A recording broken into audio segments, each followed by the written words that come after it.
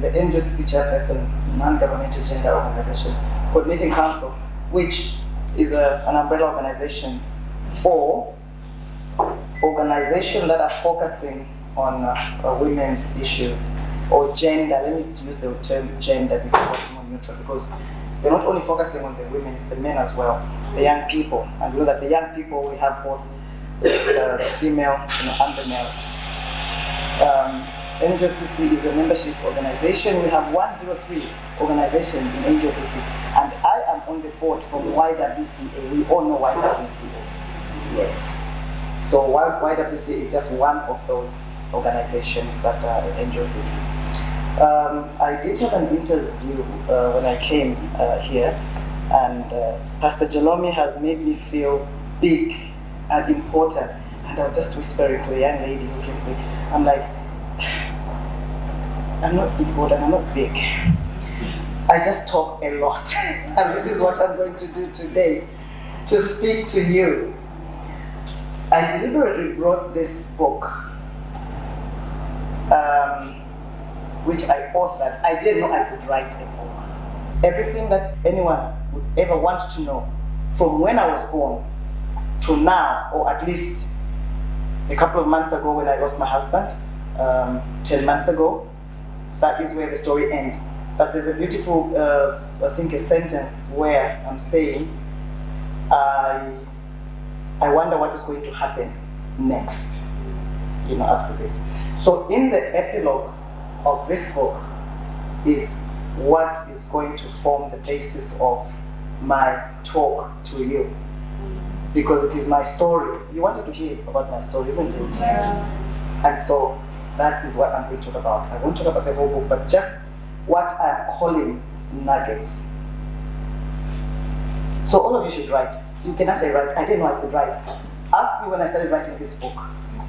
My first session with my publisher, to just sort of guide me in terms of the process, was in December. And this is May. So the book was sent for printing in April. It's gone for printing in China. We just did this just so that I can have something to show off, Like, hi guys, I'm an author, Yeah, but we've printed 3,000 copies, so they are on some ship coming.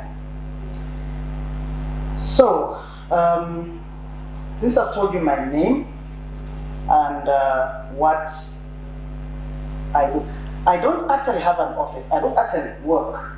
But even as late as yesterday, somebody was calling me to say, Mrs. Mlinga, where's your office? And I'm like, in the kitchen.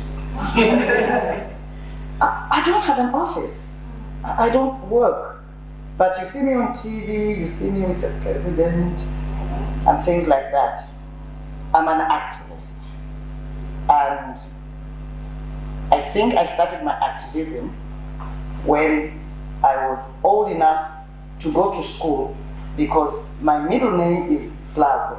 And for those of you that come from Mbala in the northern province, you know that the women are na something, na kaazwe, na whatever. The males are the C, whatever. Don't ask me why the difference. But I refused. So I guess my activism started there. Because at school they were saying, nobody should be allowed. I said, no, I'm going to be Slavo. That's my father's name.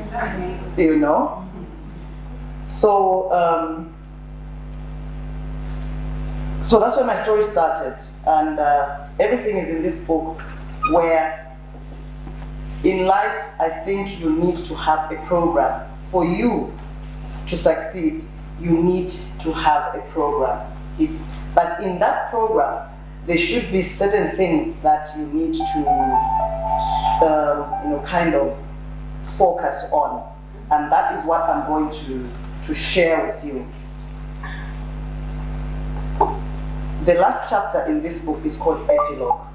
And I just want to read just the first part, and then what I'm going to share with you. The book, as it is called Destined, I'm saying that my destined life has been exciting, and I cannot wait to find out what will happen next. Watch this space, ladies and gentlemen. Something is going to happen. I just feel it. Faith. Faith. I just feel my destined life is going to another stage. That's faith. So, I'll share with you 8 things, I think, yes, of my destined life. And the first one is just what I've spoken to you about. It is faith. And faith is in God. Faith in God. Because God is always faithful to all of us who believe in Him, isn't it? Yes. Because when you believe in Him, you actually believe in what He's capable of doing. Because that is what He has He's told us. Knowing God makes our battles, known or unknown, get to be fought with ease. Just that faith, believing that God is there. Faith in God has played a major role in my journey. Even what I'm saying, my next life, I'm saying, I feel something, an extension of this book. And one of the reviewers actually said, the story of my activism has not been told in this book, so it needs to be told because it's going to be extended. That's faith. All I have done in life are bordered on faith. That is, believing in the power of the one who shapes our destiny. And this is God. So for me, it all begins and ends with God. That's nugget number 1. I'm calling them nuggets. Number 2, know who you are. Identity is critical to attain and become what you want. It's very, very important. And for me, I have learned that it is important to believe in oneself. All of you have what it takes to achieve anything. It connects back to faith, doesn't it? Yes. You can deal with any situation that you are faced. You know what it takes? Self-confidence. I was involved in some research, and I did this report. It was on reproductive health, something.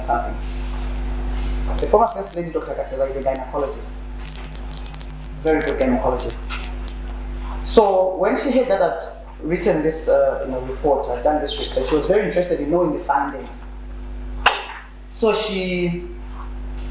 when we met at some function, she says, "Oh, Mrs. Nana, can I have your report?" I said, "Oh, sure." First Lady, she was the First Lady for the husband in the State House. So I get my report, and I don't know, for some reason, when the late President Michael Sata was in office, for those of you that are familiar with State House, you know the car park, they fenced it off in a wire. It had never been there before. So I was like, so I get there, and there are all these security people, you know. So I stopped there and I'm like, "Can you open the gate, please?" So the guy looks at me and says, "Do you have an appointment?" I'm like, "No." "Yeah, but you can't just walk." I said, "Look, this is a car park. I need to park my car. I can't park it in the road. It's loud." "No, but you can't. Who are you going to see?" That, "Look, I've got this report, and I'm not leaving it with you because you don't even have an idea what this report is about. Because you can up and you're going to lose it. So I want to get it inside." So the guy looks at me and he saw that I was not budging. So he says, "But who exactly are you going to see?" At the First Lady. "But do you have an appointment?" "No, I don't." So he says, "But you know what, you're going to get me into trouble. This is my work." I said, "I don't care. Just open the gate, I go in, I deliver the report, and I come out. Period." "Madam," and then I said, "You know what? Hello, you're very young. I don't even know why you're arguing with me." He says, I said, "Just open the gate." Reluctantly, he opened the gate. I go in, I park, then I go for security checkpoint, whatever. And I say, "I brought a report, but I'm not going to leave it with you because you guys, before you have lost the elector that I pretend for president." So the guys are just staring at me. "Madam, no, because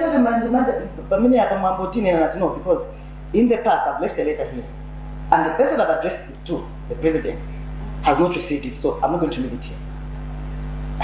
So what do you want us to do? Not, I want to take it inside. No, you can't do that. You don't have. I said, I leave it here and you lose it again. A book. Now this is for the first lady. But anyway, I left it there. And she did eventually get the report. The other incident with the letter was when I took another letter to the president because I wanted to invite him, and this is the current president. They said, you can't take the letter because it has to go through security checks, in case now we become a bomb or something. Then I said, I want to be sure that that letter is going to go to the president. I made a bit of noise, but sensible noise. Confidence. So this guy picks up the phone, calls whoever he called inside there, and he says, hold on, are you able to speak to the secretary to the president? I said, no, I want to speak to the president himself. And the guy said, oh, madam, I should. I look, okay, speak to the secretary. It's all about knowing who you are. Yes. Self-confidence. Because if you know who you are, you can break protocols. And this book is always about breaking protocols. You are not doing anything sinister or out of line. You are simply asserting yourself because you know who you are. Not if you are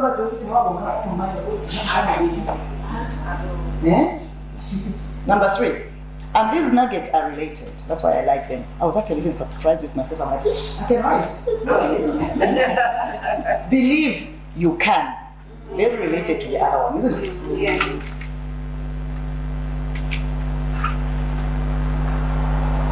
Okay, maybe something about knowing yourself. I'm saying here that you should be able to adapt to situations. You must not be a one-size-fits-all. So the way I went and made Noise State House is not the same way that I would go if I wanted something to Soweto market. It wouldn't work. They would just say, no, when you are going to Soweto market, it's thing.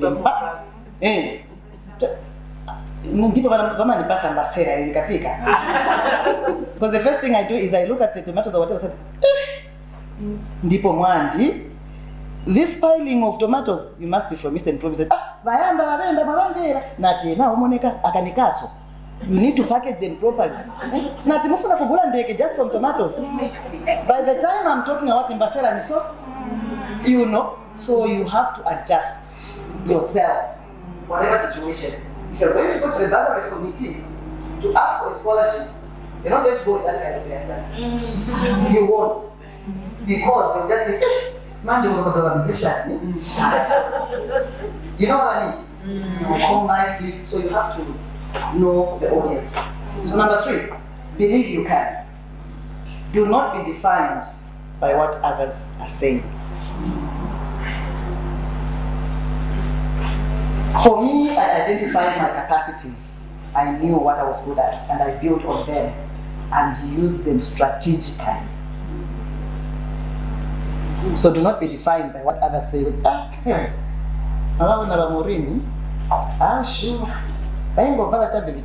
They don't know why you are always wearing that thing. Maybe it's an identity. But you know what we do as a human being?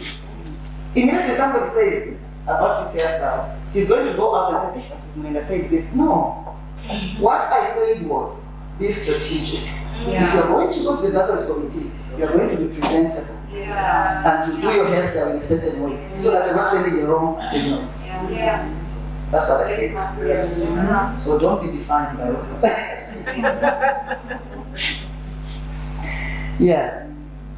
For me, I set my goals, and at times very high. You know why? You need to set high goals to challenge yourself. State House, you said that and I did. You set your goals, but I'm going to go in there and I'll give my report. So you need to challenge yourself. Don't be defined by other people because you have what it takes, But it is also very important to consciously identify your weak points and seek help where possible. So, you check yourself, I think I need help. Even though you do not need to be defined by others, but there are times when you need to check yourself and seek help. Yeah. And I've said in this book that for me, I had a friend, and still is my friend, who always checked on me, especially in my marriage situation. I remember one day I quarreled with my husband, and whether I spoke to him, I wrote a long letter, pouring it all out. Who the hell does he think he is? But something told me, don't give it to him, give it to your friend to check that letter, which I did. Hey, it came back like, when you have handed your assignment to your lecturer. I was upset with her, and I felt very. Then she says, you want to communicate, first of all, why you are upset. And you think all this rubbish that you have written is going to listen. Change it. She, from something like maybe 6 pages, it went to 1.5 pages. Wow. She said, just write what is the issue, why you're upset, why you think, what needs to be done. Period. It's up to him to now do something about it. So it's very, very important, because sometimes when you just go, if I wondered why I don't come to you, but then you bash yourself, that's when you don't spoke more, then it's always good. I think it's good to have a close friend, not close friends, 6, 7 at once in Tanzania. So that was number 3. Number 4, nugget, change your thinking. There is need to constantly believe in your story and journey. You need to believe in your story and journey. When in doubt, pause and do an introspection. If you're not sure, even the State House thing, if I wasn't quite sure, I would probably say, okay, let me come another time, maybe this. So it is always important to stop and do an introspection. Because what has happened is that it poses as a wake-up call and the mind reset. So maybe like the letter to my husband that I wrote to my late husband, I appreciated, my friend, and I remember when he read it, he just said, you know what, I think he overreacted. That's what he told me. But I can imagine if he had received the 6-page letter, it would have just clarified, that would have continued. Mm-hmm. Number 5, be value-led. Here I'm attributing this to my parents. And I'm saying here that my parents should be affirmed for the fundamental values instilled in me and my siblings. So for those of you that are parents, it is very important what kind of values you instill in your children. And they may not be your biological children, or whoever. We talk about parents and guardians, because especially in this era, we are looking after many, many people that have lost their parents. And so we are parents to all these people. So for me, maybe even my success story was because my dad believed, not my mother. My mother was always very protective. My dad always believed in me, and being the firstborn child of 9 siblings, the firstborn, and a female, I'm sure even for the ladies that have children, when you get pregnant, or for the young ones if you are married, you even go for a scan very quickly at 3 months just to go and find out the sex of the child, right? Because you think a male child is the one that is important. Well, whatever God gives you. Because for me, my father had a lot of confidence in this firstborn female child, and he kept assuring me that I had, what it took. But when it came to values, these are some of the things that I've also transmitted to my own children. Values, good values, Are they the bad values? Good values, when instilled at childhood, believe you me, they are very, very vital for the formation of any person, the foundation. Because if you are taught to have respect, you will carry it with you. Children nowadays, even just thank you is an issue. Yesterday I'm Catholic, so we were having novena. So the priest was, we were speaking kindness. We were talking about the fruits of the Spirit. So yesterday it was upon kindness. So he gave us an example, and we were rolling with laughter. He says that he gave a lift to these people that he found along the way. And when they got out of the car, so being a priest, he says, you mean, and you know he's Tonga, so it was in the southern province. You mean you don't even say thank you? And they went and looked at the registration motor, and they said, "Hey, tengo motor wa cheche we."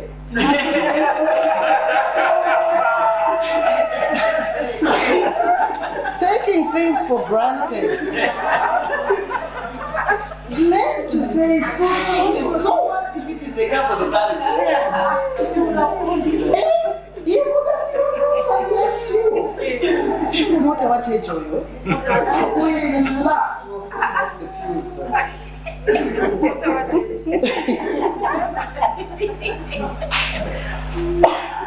Yeah, so it's very, very important to instill, values. I'm saying here that intimate and genuine supportive relations within the family are very, very important. Are very, very important. We talk about the street kids and all these people. I think it's because the student missed it somewhere, because if we're the adults, we did not do our part. Sometimes we need to be tough. Yes. We need to be tough. Yes. At least spare the rod and spoil the child. Sometimes, I've got two little, boys, and whenever they do something wrong, it could even be just, I've told them, tidy up your shoes, put them, they come from school. One is 7, one is 9. And you know how children do things. Take off their shoes, the uniform, and just leave them there. And you send the maid, go and clean up. At what point are they going to learn? At what point are they going to learn that they're supposed to put the shoes in the cupboard, the dirty uniform in the washing basket, so that the maid can go and wash, and they tidy up? So I have these little pinches, and I will very successfully my young sister when she came home. Can you tell mom that she should stop pinching us? So I'll pinch, and then I'll say, Sonda, why have I pinched you? Because I didn't put my shoes in the cupboard. You know why I pinched you. So if you put your shoes tomorrow in the cupboard, I won't pinch you. It's simple. Are you hurting the child or anything? No. You are simply showing some tough love. And the child actually tells you they understand. It is when they don't understand, that's when they go to school, tell the teacher, and they rebel. Because they don't know why you're teaching them. I'm not beating. No, beating is at another level. Pinching. I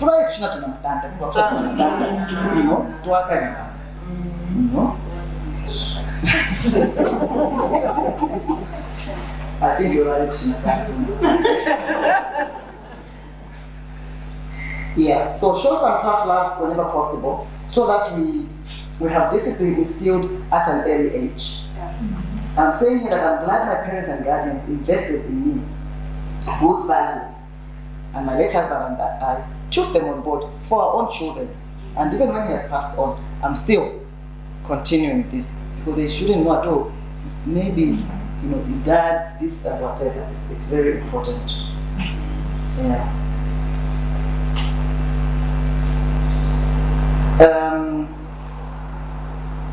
I picked like maybe 3 or 4 values which I'm saying they are non-negotiables, like integrity, respect, humility.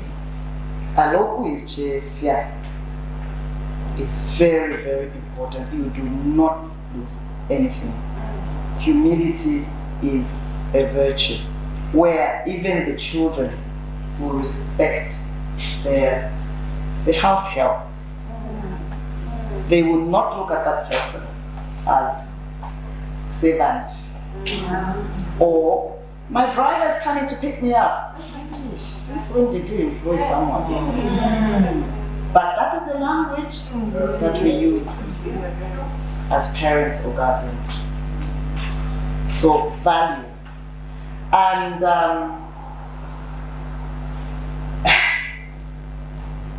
when my husband died in July last year, he was the permanent secretary. So it was a state funeral. So I go back to church after everything, and being from Northern Province, so my Chipata friends, you are a very important person. I'm like, what do you mean? Tina on TV. I don't know whether being on TV makes you important. But he was all on. Was it a place that I saw? Nati, he was the PS, I wasn't the PS. But he was my husband and there was nothing I could do about it. I was already married to him before he was permanent secretary. So, should I take that and whatever? I was mentoring some women's club affiliated to the ministry that he was working with. So, I go to the meeting and you know all this thing where they think of the wife of the PS. Oh my God, listen. You have put something on my chair, so when you say, I'm going to be beside you. No, you are the chairperson, that's why you're not. Who is that? Of course, I was just joking. The meeting ended and we were walking downstairs. So this lady says, driver, call your driver to come, Baton. Then I said, which driver? Your driver? I don't have a driver. But you're supposed to have a driver. Not yes, I'm supposed to have a driver, but I don't have a driver. Which is true, because of his position. I was entitled to a driver and an ADC. I told my husband day one. I told him, first of all, you are PSU. Because what happened was, somebody came very early for him, 6:30, the driver, to pick him up, take him to the office, he does the work, they come for lunch, they go back, and they have to bring him back, and the poor driver then has to pick the vehicle to go back to his family. Day one, I asked him, he's like, what do you mean? Nati, why do you have to be picked and dropped off? Because we can drive, we've been driving for how long. He says, people say, no, this is my job, it's not, no, you tell them. If you tell them, then they'll look after you. Yeah. He did it for one day. He would take himself to work and he'd bring himself back. The driver would bring him for lunch, of course, because it is between 8 and 5 working. Yes. After that, I said, do not take advantage of people. He says, no, I'm not taking it. I'm like, no. Humility. He didn't lose anything by driving himself. I mean, he had been driving himself. But some of us in our Africa position, people suffer. Mary, can you bring me that water? Can't you pick up yourself and go and get a glass of water? Do you have to tell the maid to come and get a glass of water? Humility is a virtue. You do not lose anything by being humble. Yeah. In fact, people will respect you for that. It's a very important value. Number 6, quickly, support system. Kind of linked to the values, and I think these nuggets are kind of interlinked. It is important to have a strong support system, family, friends, mentors. You need to be surrounded by such people who can make your career work and even your personal life balance a little bit better. So in as much as you can have this strong personality, you have all this, you are not an island. You need support. Just last Saturday, we were wedding of my nephew, my young brother's son. The mother to the girl, Abasebe, you know the traditions. So my sister-in-law calls me the mother to the boy. If we're swapping around. Our Sebe has said that tradition in our part of the media, she's ill. But the girl, though the father died a long time ago, was from Eastern Province. He says still is there. And she said something that was very interesting. You know what, my sister, when I told her, I was brought up in my father's house. We never had visitors and we never went for holidays anywhere. So even now, if I come to my house in Choma, I'm alone. I live alone. So sometimes I don't even have those people to come and help my daughter. Teaching tradition. Do we need relatives to do these things? We've got friends. You can call on friends because it's not.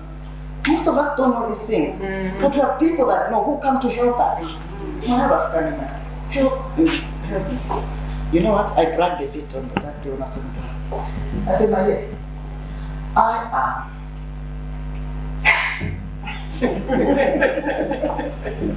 a holder of an MSc, Master of Science degree from the UK, very well exposed, very well traveled, but I went through all the traditions before I got married because I find value in them.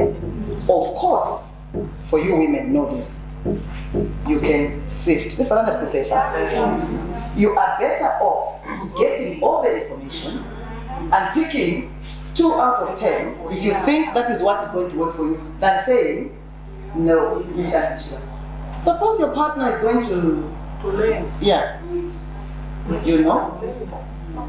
So it is support system. Then the other thing I told her was, my dear, my husband was alive at 10:35 when we parted. 11 hours he was dead, according to the person that wrote the death report. So why I was telling her that is that we do not have control over our lives. Yeah. So this daughter of yours, whom you want to bring the way your father brought you up, isolated, then she has a baby. She doesn't know what to do. She will need friends. She will need other family members. So, support system is very, very important. It must be learned that not only is it important to have a good support system, but how fundamental family is throughout your personal journey. The family is the bedrock for a better and humane society. And so let us make an investment in families more than anything else. They say charity begins at home. Takes us back to the value I was talking about. Number 7, quickly. Perseverance. These things that I'm talking about are things that have helped me in my journey from birth up to where I am. And this is why I'm interjecting with examples. Resilience, tenacity, and unrelenting spirit to do an extra mile is a must to have anything tangible in life. The problem nowadays is people give up easily. Your parents tell you, look, I have not seen you study. You are at the university.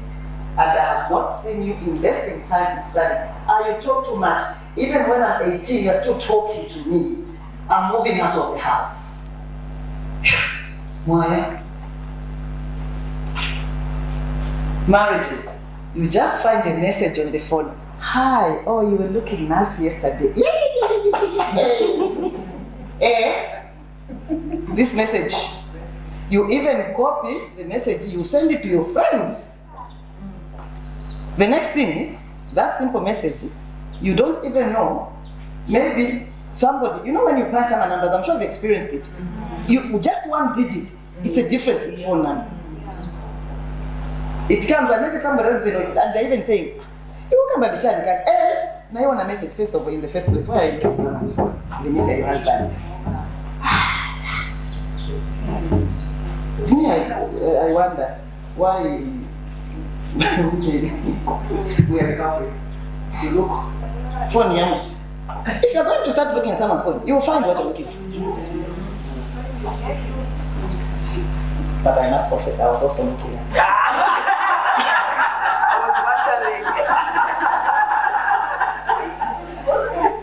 But do you know why I was doing that? I was clever. I talked about being strategic. Yes. I just wanted to have information, because then information, I'll be strategic. Yeah. Perseverance is what I'm talking about.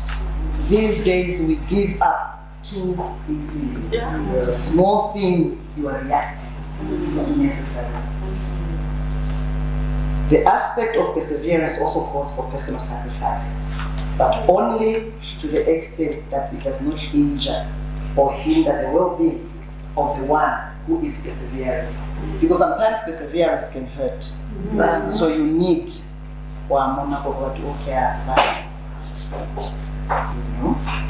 yeah, saying that one needs to let go if it is not working in some instances. So again, it's you have to look at your situation. But for me, I think the perseverance has made me jump a lot of hurdles. For me, it has been an honor to have reached out and touched lives. In the book, there are stories of people who themselves have written, and I've put it in this book, of how I have touched their lives. Do you know that success, you can only talk about being successful. The measure for me of success is how you have impacted on other people's lives.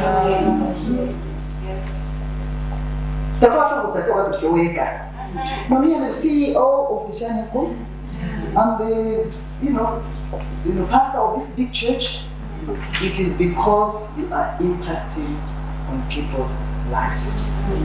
So what contribution are you making to the community? There is beauty in reaching out to another and leaving an indelible mark in their lives. Very, very important. I have learned that, and I advise that it is important to live well with others, because when everything is said and done, they are the ones who cover your back. Maybe some plant here. Remember say, just so much like a nice thing will just attract, living well with others. It's very important. There's a part that I put in here about my name, Mary. My mother, I don't know why, but she'll tell me, the reason why I gave you the name Mary, because you're going to be a mother to many people. And I remember growing up, our house was like toilet at the never stop over. Because people are sure. And I always saw that I'm not going to have to live in the house where there are so many people. The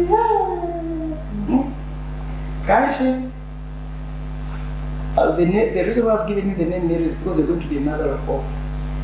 Our wedding was on the 12th of August, Saturday. Sunday, Pamashkulo. I was thinking, Mayo, but here is it. I think that boy must have been 14 years my nephew, because my sister-in-law, the eldest son, died like 3 months before. So I was given. So from day one, name. In a 2-bedroom house. In fact, we got married, we didn't even have a house, but later we had a 2-bedroom house. So, but we always gain, I think, from all these relations. So I just put my foot down and said, whoever is in this house, and I think for about the first 6 months, I had and I remember the reason why I've given you the name Mary, that your mother of all. I said, Moisa, give me the grace. Because I don't know how I'm going to cope with this. Yeah, so we all have a responsibility to humanity or societies we live in. Like I mentioned, the values we are taught we have to impart them to, if we have children at home, the people that we're keeping, we have to impart them. I'll repeat them: integrity, respect, and humility. Society expects us to be helpful and assist those that need our help. Because if we do this, we are definitely going to nurture great female leaders and men of valor. Thank you very much.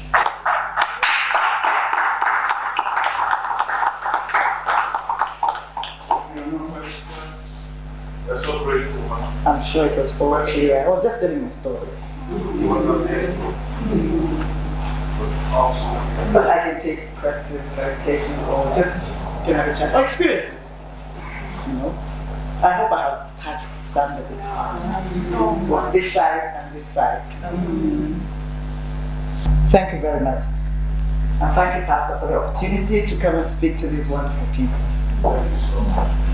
We are all blessed with your presentation. You know, in life, we all have the deep values. I'm sure when she was talking, she was just cutting. If you have gone through certain situations, you can know that even though she's smiling, I think it was deep. But when you are down and you can see her rising up, we can also rise up. It's like we can all rise, and you know, I'm sure who is not climbing the mountain? We are all climbing, yes. Even though she has not reached the top, let us start climbing. Mom, we are honored, and we just want to say thank you for coming and for inspiring us. And we all want to be there the same. Thank you so much.